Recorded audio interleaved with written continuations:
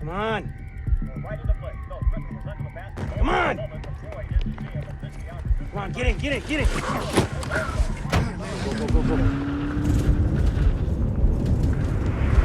All units be advised. Possible vehicle in question. Late model Silver Impala. Play. Fouled on Tucker Johnson. What came from the workout? Nick Johnson really cramped him up, hit him first with the right hand and reached around and pulled down Cayman's left arm. Just 4 minutes here on the clock. This make or break game for the Clippers.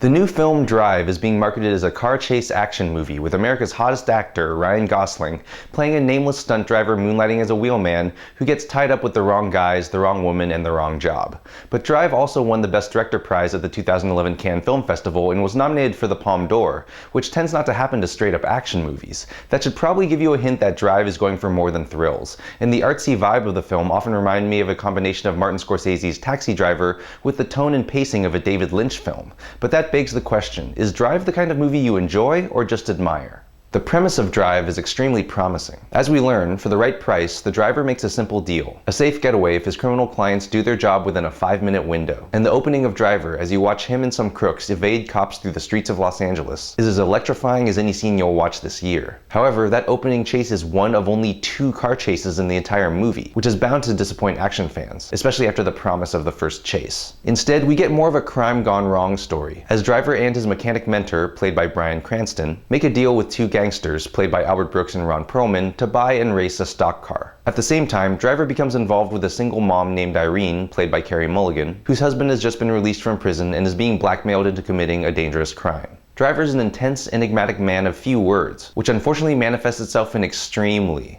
slow conversations with Irene full of meaningful stares. However, the mystery around Driver is what earns my comparison to Taxi Driver, since both films have soft-spoken loners who are eventually revealed to be dangerous men with a peculiar sense of justice. Fans of The Notebook beware, since the violence in Drive is graphic, sudden, and jarring. However, I also mean that in the best way possible, since Drive really goes for it with its short, bloody outbursts. Mulligan is sympathetic considering what little she has to do, and Brooks, Perlman, and Cranston add some nice grit and energy. But Gosling's stoic silence and slow-motion conversations with Mulligan often drain it, which is a shame since Gosling's intensity and physical presence are reminiscent of a young Marlon Brando. But the nameless Driver just doesn't give you enough to really grab onto or sympathize with. The ad campaign for Drive would have you believe Gosling oozes cool, but it often just comes across as cold, or, as the film goes on, kinda creepy.